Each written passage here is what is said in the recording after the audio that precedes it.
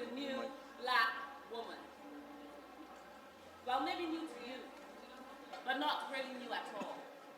She has always been around, most of the time in the background as the backbone of the black group, the spinal column, the central nervous system of the body of a black nation. But you may not be accustomed to this new black woman.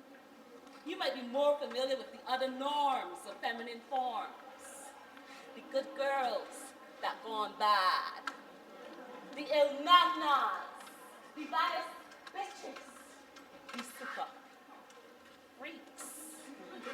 But it's time for you to meet a new black woman. A woman whose makeup is made up of melanin, the dark pigment of her skin, skimming the surface of her epidermis as though burnt in a furnace, shining like burnished brass on onyx stone. This characteristic of its own makes her phenomenal. Even when she was dressed in rags and demeaned as a menial, she still faced the penal lust of the raucous, caucus rapist, who bleached as many of them as they could reach, causing generational leaks in the skin tone. No, the new black woman can range from black to red bone to pale gold. But the blackness is etched permanently in her soul. So she loves herself and never seeks to shove herself into a box that does not fit prosthetic cosmetic alterations. Or the falsifications and approximations of the image of fair maidens from other nations hold no fascination for her. Her blackness is clear. It is in her eyes. It is in her walk. It is in her hair. So instead of a temporary perm, she prefers a permanent crown. This new black woman has always been around, hidden behind the wigs and the weaves and the red blush, the armor she wore to protect her from the crush of a society that despised blackness. Disguising her blackness allowed her access into places like corporate offices, where the unofficial policy was mentally enslaved niggers only. She could not let the depth of her blackness show externally.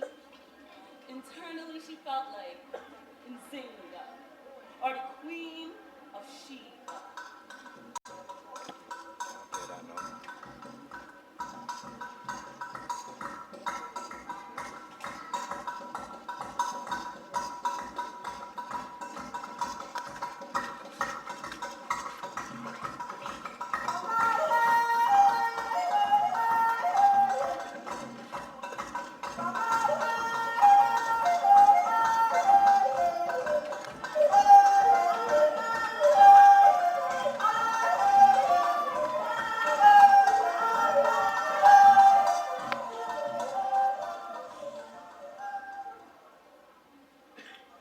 But to the world, she had to be Aunt Jemima, or Condoleezza. Well, this evening, ladies and gentlemen, I am pleased to introduce you to the new black woman.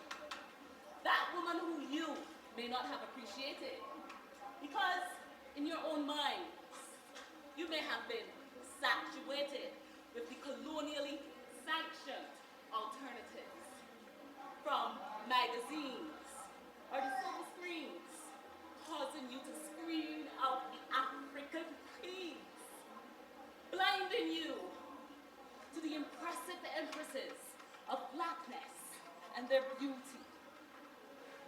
But maybe you could not see beyond her booty, only interested in the protruding parts of her anatomy.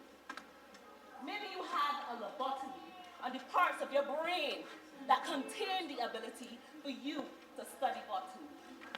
Or maybe the hallucinogenic qualities of the wood of holly had you wholly under its spell. And you thought that Barbie was the epitome of what a beautiful woman should look like. So, woolly hair didn't look right. A broad nose and dark skin did not fit right into the image that you believed a beauty queen should look like. Look right into the eyes of this new black woman. Her eyes are tearless. She is fearless in her quest to be liberated, free from the straitjacket of the slave master's aesthetic and his philosophy. She is not a feminist. No. She is a familyist. She knows there's no liberation for her, unless the liberation of the black man and the black children concur. There's no rancor in her. She purged the anger in her that made her bitter. Sweet. Her temperament is soothing, oozing cane juice, juju like ocean. Yes, cooling like a dip in the ocean. Woo! She is the tonic potion, the cure for the chronic frustration of the daily grind. In her, the new black man finds peace. Communion without the commotion. She has no time for it, nor the mind for it.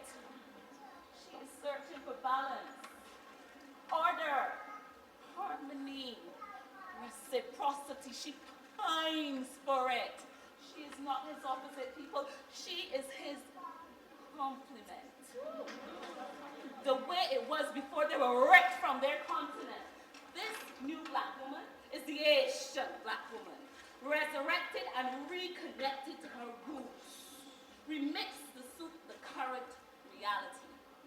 Not to conform to it, but to confront it.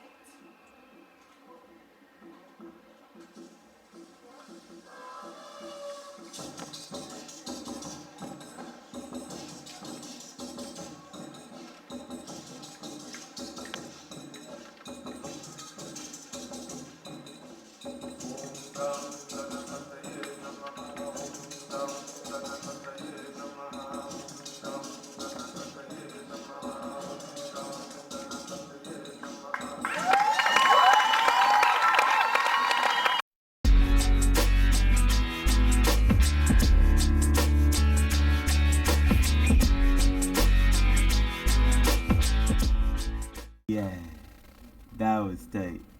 Live links!